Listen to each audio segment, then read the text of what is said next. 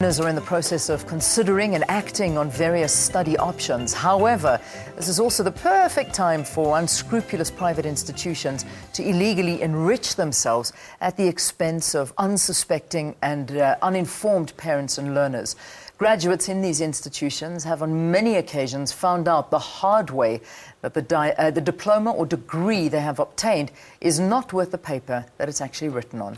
Many private institutions that were not registered with the Department of Higher Education have now been shut down with the help of the community. But it seems that the war of fighting fly-by-night institutions is far from over. Well, to talk to us about this, we're joined in studio by Chief Executive Officer of the Council on Higher Education, Mr. Ahmed Esop, to elaborate a little bit more. Good to have you. Thank you very much for being our guest here on Morning Live. You know, we started off the conversation with the Minister just to sort of introduce what we're going to be speaking about. But give us an idea of how bad the situation is in South Africa with these fly-by-night institutions. Well, I think we need to distinguish between further education and training colleges and the higher education private providers. In higher education, the process of registration began in the late 1990s. And by and large, it settled down. So we don't have a large number of unscrupulous providers, as you described. The large problem is in the FET sector. FET colleges offering what the Minister was referring to, post-school opportunities. And it's a fairly large problem. It's difficult to quantify. Yeah, I would imagine it's difficult to quantify, but the situation is bad. The situation is bad, but it's also beginning to, as people get more information, and as the Minister was referring to, as the South African Police Services is starting to close colleges down, the message is starting to filter through. The Minister told us what we need to do. So we can see that there's a number on the screen right now. And is that really the best way to do? If you find a college that's promising you the world, phone this number and ask if they are reputable. Is that one way of going about it? Well, there are two things one needs to do. Firstly, all colleges that are registered also have to have their programs accredited. So in the case of private providers in higher education, their programs are accredited by the Council on Higher Education.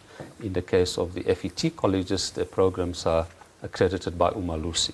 So when a student or parent goes to a college, the first thing they need to inquire, in fact, the college is meant to display its registration certificate at reception.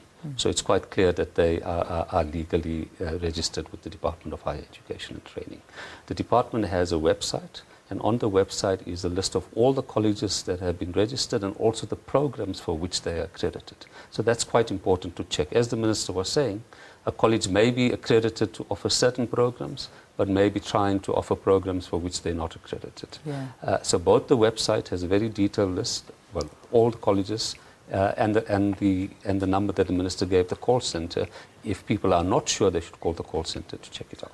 What is the punishment if you're found to be running one of these institutions? Look, as far as I'm aware, they've been closed down. I'm not aware, and I think the Minister was referring to it, that many have been charged and taken through the full legal process. And I think that's a gap currently in the way the law is being implemented. Yeah. What makes these institutions so appealing to students, given the number of universities and FET colleges around the country? Well, I think firstly in the case of universities, there are a limited number of universities. We have 23 public universities. We have roughly about 115 registered private higher education providers. As you saw with the matric pass rate, we had about 170,000 who got bachelor degree passes.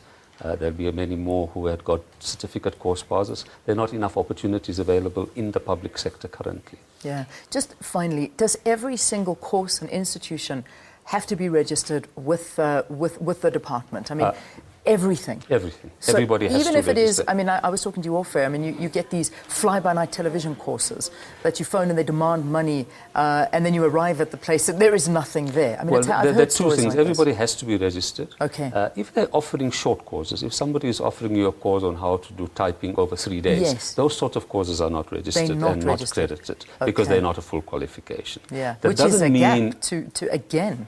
Well, there are obviously legitimate courses that are being offered. So there's certain kinds of things where you need to do something for 3 or 4 days or a week or 2, which doesn't lead to a full qualification, which gives you a particular skill, so that there are legitimate operators in that field, and obviously there are people who are not. That area is being covered by what is known as the Quality Council for Trades and Occupations, which is starting to coordinate quality control over the SETAs and so forth. So that's a sort of a new area and has not been regulated in the same way that the full qualifications have been regulated. All right, so this is particularly referring to full qualifications as opposed to just little courses that you may find or take, and hopefully that get regulated, because that, I think, is also another industry where huge abuse is taking place. Chief Executive Officer of the Council on Higher Education, Mr. Ahmed Isa, talking to us here on Morning Live. We'd love to hear from you. We'd love to hear your stories. Have you been a victim of one of these institutions, these fly-by-night institutions that cost a lot of money and you get nothing out of it?